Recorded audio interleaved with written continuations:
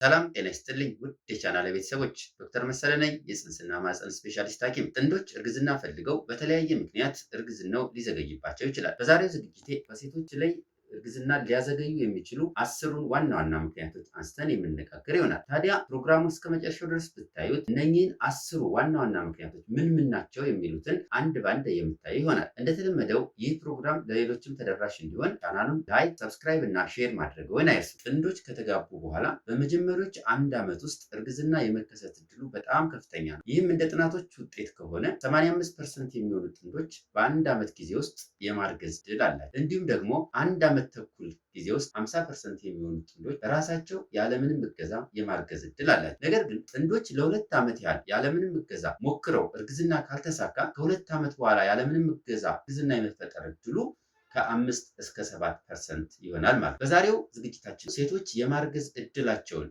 የሚያዘገዩ ምክንያቶች ምን ናቸው የሚሉትን አንድ ባንድ እያነሳን የምናይ ይሆናል። የመጀመሪያውን በምናይበት ጊዜ ክብደት ነው ወይም ደግሞ ወይት ነው። ስለዚህ ክብደት በምናይበት ጊዜ ሁለት አይነት ክብደቶችን ማየት እንችላለን። እኛ ወይም ደግሞ ካልኩሌት የምናደርገው ቦዲ ማስ ኢንዴክስን መሰረት አድርገን ነው። በዚህ ቦዲ ማስ ኢንዴክስ መሰረት ከ18 በታች ወይም ደግሞ አንደር ዌይት የሆኑና ኦቨርዌት ወይም ደግሞ ኦቪየስ የሆኑ እናቶችን ወይም እህቶችን ለይተን የምንነጋገር ይሆናል። ሁለቱም ጋር የራሱ የሆነ ችግሮች ይኖሩታል። ለምሳሌ ቦዲማስ ኢንዴክሳቸው ከ25 በላይ የሆኑ እህቶችን፣ ቦዲማስ ኢንዴክሳቸው ከ17 በታች የሆኑ እህቶች ሁለቱም በተለያየ ምክንያት እርግዝና ሊዘገይብናል ማለት ነው። ቦዲማስ ኢንዴክስ ያው እንደምታውቁት ካልኩሌት የሚደረገው ክብደት ሲካፈል ለቁመት ስኩዌር ነው። እንግዲህ ቁመቱ ወደ ሜትር ተቀይሮ ይህንን ካካፈልን በኋላ የቦዲማስ ኢንዴክሱን ማግኘት እንችላል። ሁለቱ አንደርዌት እና ኦቨርዌት ኦቪየስ ሲሆኑ በሚያጋጥሙን ጊዜ እርግዝና ቶሎ እንዳይፈጠር ቶሎ ላለማርገዝ የራሳቸውን የሆነ አስተዋጽኦ ያደርጋሉ ማለት ነው። ለመሆኑ ኦቨርዌት ወይም ደግሞ ኦቪየስ የሆነች እህት እርግዝና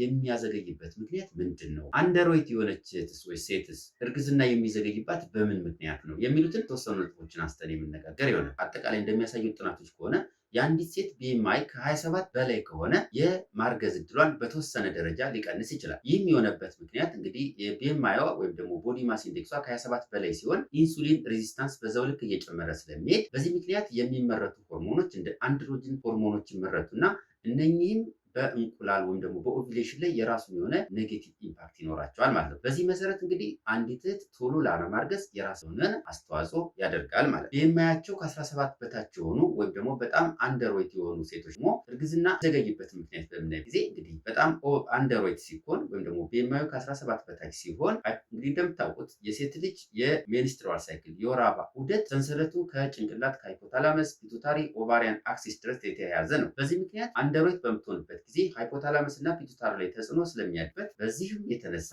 ኦቪሌሽኑ ችግር ሊያጋጥመው ይችላል ማለት። ስለዚህ በትክክል ኦቪሌሽን አይኖርም። በዚህ ምክንያት እርግዝና በተወሰነ ደረጃ እምቢ ሊል ሊዘገይ ይችላል ማለት። ያ ማለት እንግዲህ ሃይፖታላመስ ላይ ለምሳሌ ጂኤንአርኤች ሆርሞን አለ። ይህ ጂኤንአርኤች ሆርሞን በትክክል እንዳይመረት ያደርጋል። ጂኤንአርኤች ሆርሞን ካልተመረተ ደግሞ ፒቱታሪ ኤፍኤስኤች እና ኤልኤች የተባሉ ሆርሞኖችን አያመርትም። እነኚህ ሆርሞኖች በዋናነት ስራቸው እንቁላል ላይ ኢስትሮጅን እና ፕሮጀስትሮን እንዲያመርት ማድረግ ነው። እነኚህ ፕሮጀስትሮን እና ኢስትሮጅን ከእንቁላል ሲመረቱ ደግሞ ማህፀን ለእርግዝና ዝግጁ እንዲሆን ያደርጋሉ። ስለዚህ ይህ ሰንሰለት አንዱ ጋር ካጋጠመው በትክክል ሰንሰለቱ ካልተካሄደ ኦቭሌሽን በትክክል ሊኖር አይችልም። እርግዝና እንዲዘገይ የራሳቸውን አስተዋጽኦ ያደርጋሉ ማለት። ሁለተኛው ምክንያት አድካሚ የሆነ በጣም ቢገረስ የሆነ እንቅስቃሴ ወር ደግሞ በጣም አድካሚ የሆነ ስፖርት ሊሆን ይችላል፣ የስራ ጫና ሊሆን ይችላል። ዞሮ በጣም አድካሚ ቢገረስ የሆነ ኤክሰርሳይዝ ካለ እነኚህ አድካሚ የሆኑ ቢገረስ ወር ደግሞ አድካሚ የሆኑ የስራ ጫናና እንቅስቃሴዎች በሚኖሩበት ጊዜ ልክ ቅድም አንደርዌት የሆነች ሴት እንዳጋጠማት ሁሉ አሁንም እነዚህ በጣም አድካሚ የሆነ እንቅስቃሴ ሲሆን ሰንሰለቱ ጋር በተለይ ደግሞ ጭንቅላት አካባቢ ያሉት ላይ ሃይፖታላመስ እና ፒቱታሪ የምንላቸው እጢዎች ላይ የራሳቸውን የሆነ ኔጌቲቭ ኢምፓክት ስለሚያሳድሩ በትክክል ሰንሰለቱ እንዳይኖር ስለሚያደርጉ ሃይፖታላመስ ፒቱታሪ ከእንቁላል ጋር እንዳይናበብ ተጽዕኖ ስለሚያደርጉ እነኚህ ነገሮች በትክክል ካልተናበቡ ደግሞ ተናበው እንቁላል እንዲለቀቅ ካላደረጉና ማህፀን እንዲዘጋጅ ካልተደረገ በትክክል እርግዝና እንዳይፈጠር ስለሚያግዝ እነኚህ ነገሮች እርግዝናን ሊያዘገዩ ይችላል። በጣም ከፍተኛ የሆነ የስራ ጫና፣ ከፍተኛ የሆነ ስፖርት ወይም ደግሞ አድካሚ የሆነ ኤክሰርሳይዝ እና እንቅስቃሴዎችን ማድረግ በተዘዋዋሪ እርግዝና በተወሰነ መልኩ ሊዘገይ ይችላል ማለት። አድካሚ የሆኑ እንቅስቃሴዎች ስትረኒስ የሆኑ ወይም ደግሞ በጣም ቪግሬስ የሆኑ ኤክሰርሳይሶች በሶስት መንገዶች እርግዝናን አፌክት ሊያደርጉ ይችላሉ። የመጀመሪያው ፋክተር ቅድም እንዳልነው ከፒቱታሪ ወይም ደግሞ ከሃይፖታላመስ እስከ እንቁላል ድረስ ያለው ሰንሰለት አፌክት ስለሚያደርጉት፣ በተለይ ደግሞ ፒቱታሪ ኤፍኤስኤች እና ኤልኤች የተባሉ ሆርሞኖችን ያመርታል። እነዚህ ኤፍኤስኤች እና ኤልኤች የተባሉ ሆርሞኖች እንቁላል ላይ ከፍተኛውን ሚና ይጫወታሉ። ኤፍኤስኤች የተባለው ሆርሞን እንቁላል እንዲመረት እና ማቹርድ እንዲሆን ያደርጋል።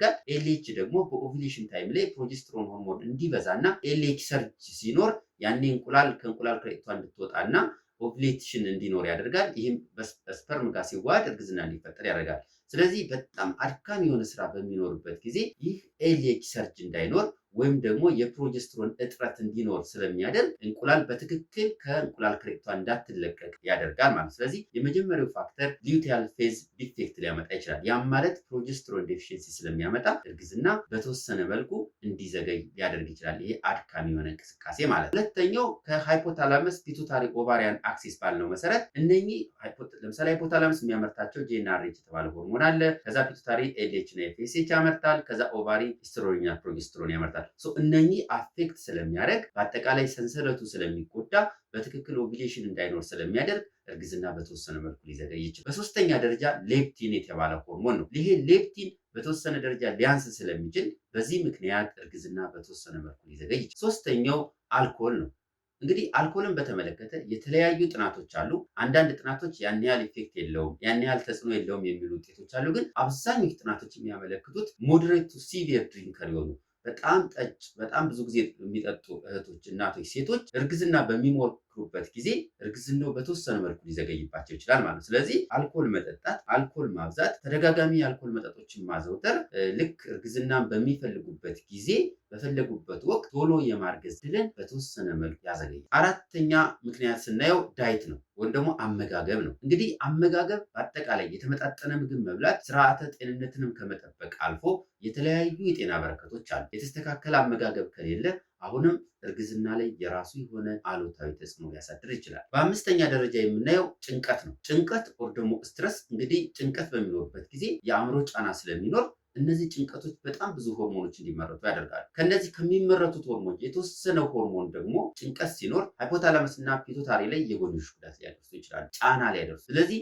ቅድም እንዳልነው ሃይፖታላመስ፣ ፒቱታሪ እጅግ በጣም ወሳኝ ሆርሞኖች ናቸው በሴት ልጅ የወር አበባ ዑደት ውስጥ። ስለዚህ እነኚህ እጢዎች ላይ ተጽዕኖ ካደረጉ አሁንም ቶሎ የማርገዝ እድሏን በተወሰነ ደረጃ ሊቀንሱ ይችላል። ጭንቀትን ማኔጅ ማድረግ ያስፈልጋል። ስድስተኛው የተስተካከለ የወር አበባ ዑደት እና የግንኙነት ፍሪኩዌንሲ ወይም ደግሞ የግንኙነት ጊዜያቶች። እነኚህ ሁለቱ ነገሮች በጣም ወሳኝ ናቸው በነገራችን። ስለዚህ የተስተካከለ የወር አበባ ዑደት ምንለው እንግዲህ አንዲት እህት በየወሩ የወር አበባ የምታይ ከሆነ ኦቪሌሽን ታይሟን ለማወቅ በጣም ቀላል ነው። ለምሳሌ በየ28 ቀኑ የወር አበባ የሚመጣ ሲሆን የእርግዝና ጊዜዎችን በትክክል ማወቅ ይቻላል። ያም ማለት ፔሪየድ ከመጣ ከ8ኛው ቀን ጀምሮ እስከ 16ኛው ቀን ያሉት እርግዝና የሚፈጠርባቸው ቀናቶች ናቸው። በተለይ ደግሞ 2 ቀን ከኦቪሌሽን ቀድሞና ኦቪሌሽን ታይም ላይ እጅግ በጣም እርግዝና የሚከሰትባቸው ወቅቶች ናቸው። ያ ማለት ኦቪሌሽን ታይም ወር ደግሞ እንቁላል የሚለቀቅበት 14ኛው ቀን ላይ ነው እንደምታውቁት። ስለዚህ 12ኛው፣ 13ኛው ቀን እና 14ኛው ቀን እነኚህ ቀናቶች እጅግ በጣም ወሳኝ የሆኑ ቀናቶች ናቸው። ስለዚህ የግንኙነት ጊዜያቶችን በምናይበት ጊዜ እንግዲህ እንደ ጥናቶች ከሆነ ቢያንስ ኤቭሪ አዘር ዴይ ወይም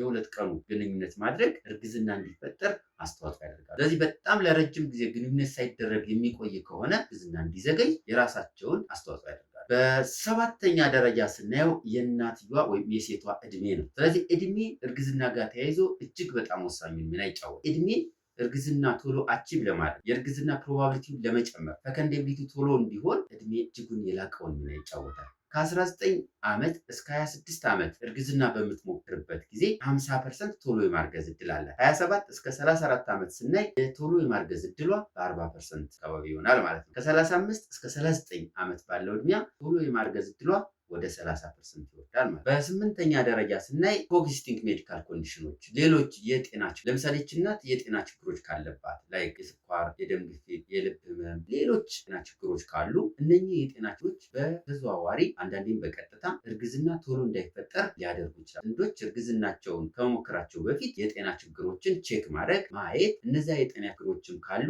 መታከም እጅግ በጣም ወሳኝ ነው ማለት። በዘጠነኛ ደረጃ የምናየው የማህፀን ኢንፌክሽን ወይም ደግሞ ሴክሹዋሊ ትራንስሚትድ ኢንፌክሽን የምንለው ማለት ነው። ይህ የማህፀን ኢንፌክሽን በተለያየ ምክንያት ሊያዘገይ ይችላል። በተለይ ይህ የማህፀን ኢንፌክሽን ተደጋጋሚ የሆነ የማህፀን ኢንፌክሽን ካለ ወደ ላይ የሚሄድ ሆነ ኢንፌክሽኑ ሜዲካል ተርሞ ፒአይዲ ፔልቪክ ኢንፍላማቶሪ ዲዚዝ የምንለው ደረጃ ላይ ከደረሰ እነኚህ ነገሮች የማህፀን ግድግዳ ስለሚጎዳ፣ ቱቦዎችን ስለሚጎዳ፣ እንቁላል ብዙ ነገሮች እዛ ውስጥ ያሉትን ስለሚጎዱ እርግዝና በተወሰነ ደረጃ እንዲዘገይ የራሱ የሆነ አስተዋጽኦ ያደርጋል ማለት። በመጨረሻ የሴቶችን የማርገዝ ድልን ሊያዘገዩ የሚችሉ ነገሮችን ስናይ ኢንቫይሮንመንታል ፋክተርስ አካባቢያዊ ተጽዕኖ። እነኚህ አካባቢያዊ ተጽዕኖዎች በቀጥታ በተዘዋዋሪ የማርገዝ ድልን ሊቀንስ ይችላሉ። ለምሳሌ ኬሚካል ኤክስፖዠር፣ አንዳንድ እርግዝና ላይ ሊያዘገዩ የሚችሉ እርግዝና ሊጎዱ የሚችሉ ኬሚካሎች አሉ። እነኛ ኬሚካል ኤክስፖዠር ካለ ራዲሽን ኤክስፖዠር፣ የስራዋ ሁኔታ የምትኖርበት አካባቢ ኬሚካሎች ላይ ራዲሽን ላይ ኤክስፖዠር የሚኖራት ከሆነ ሴት አሁንም የማርገዝ ድሏን በተወሰነ ደረጃ ሊያዘገየው ይችላል ማለት። በማህፀንና ጽንስ ዙሪያ ጥያቄዎች ካሏችሁ አስተያየት መስጫው ላይ አስቀምጡ። ለዛሬ ያዘጋጀሁት ይህንን ይመስላል። በሌላ ፕሮግራም እስከምንገናኝ ቸርን ሰንብት።